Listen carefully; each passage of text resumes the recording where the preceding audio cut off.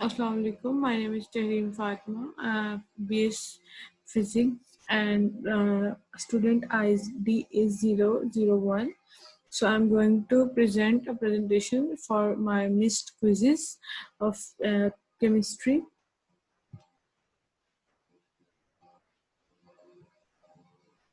So my topic is how we can recognize any person by the information of DNA and how to take spot from a dead body or any other blood spot to recognize. But means testing of DNA is my topic. So first of all, I'll explain what is DNA and the structure of DNA and the history of DNA. So, DNA is deoxyribonucleic acid, the molecules in cells that determine the genetic characteristics of all life. It takes the form of a double helix, two strands coiled together. DNA was first discovered in 19th century by Misher from pus on bandages.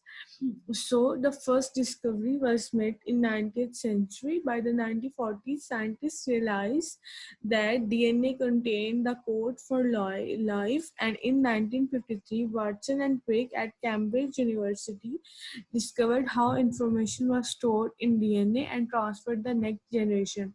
So it was the few new discoveries in this field of DNA.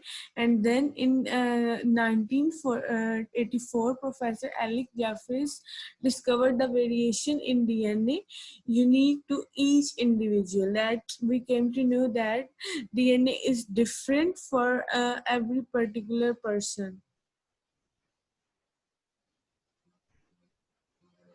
And here I present a visual presentation of structure of DNA, which we came to know after all the years of struggle, that it is a double helical structure with base pairs, and we gave them names like adenine, thymine, guanine, cytosine.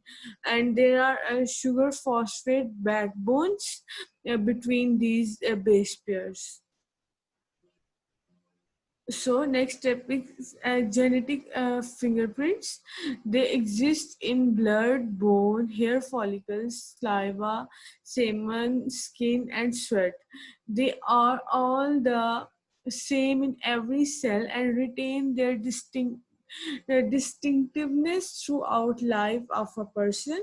Human cells contain 23 chromosomes, which are packets of DNA from the father and 23 from the mother, and then they become 46, which in form of pairs. So pairs are 23.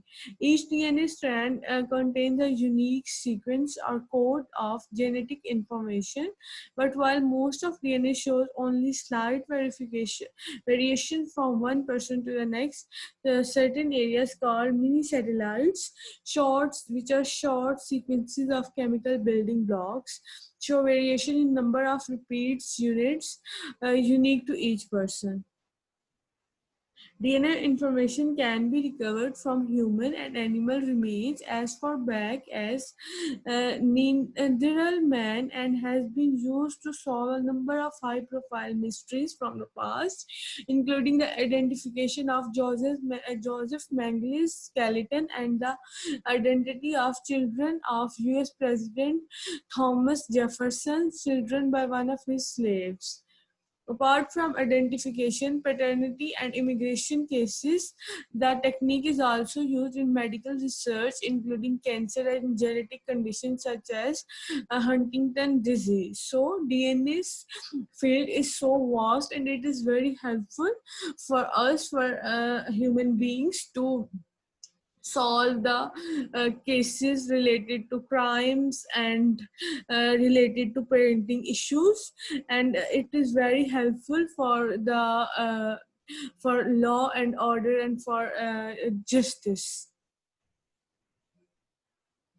So fingerprinting involves in the extraction of DNA using enzymes to cut it into fragments, some of which will contain mini satellites, which I have discussed before. Separating the fragments according to size, treating the fragments with a radioactive probe, which identifies shared motifs and can be captured on X-ray films. The result will be a pattern of more than 30 strips resembling a barcode.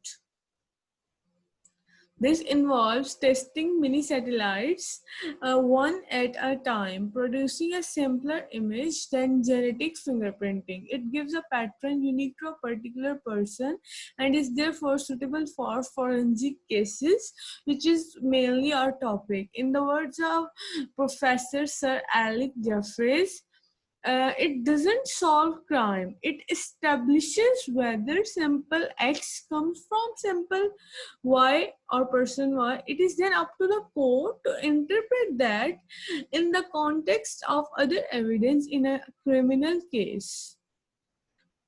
So next step, which is mainly our topic, is how is DNA testing done? What is the method to take the sample from the human body or from blood spot or from any crime area or anything? So genetic tests are performed on a sample of blood, hair, skin, or other tissue, which we have to collect from the person or from the place. For example, a procedure called a buccal smear uses a small brush or cotton swab to collect a sample of cells from the inside surface of the cheek. The sample is sent to a laboratory where technicians look for specific changes in chromosomes, DNA, or proteins depending on the suspected disorder. The laboratory reports the test results in writing to a person's doctor or genetic counselor or directly to the patient if requested. Newborn screening tests are done on a small blood sample which is taken by pricking the baby's heel. Unlike other types of genetic testing, a parent will usually only receive the result if it is positive. If the result is positive, additional testing is needed to determine whether the baby has a genetic disorder. So DNA evidence collection is also a very important topic. So a DNA sample can be collected from a number of different sources. Items found at a crime scene which may not have been involved in the actual crime could potentially be a source of DNA evidence. So to collect these DNA evidences, we follow few steps. In an instance where a crime scene offers a clear source of DNA, which will be blood, urine, saliva, and samples on steering wheels, the sample can be collected using a swab, which we have discussed in the previous slide. After putting on protective gloves, remove the swab from its wrapper, taking precautions to touch only the handle. If the sample is dry, pre-moisten the swab tip with sterile distilled water. Place the tip of the swab on the surface, rotating slightly to allow any DNA to absorb into the fibers. Allow the sample to air dry by placing the swab tip first into the proper packaging and label. Once the swab is in packaging, this can be placed inside an envelope or paper form. Keep the sample refrigerated until returning to the lab. All other hazardous materials should be placed and labeled in separated bags. So that's all for my side, and I hope my point of DNA collecting and DNA testing will be cleared. And thanks.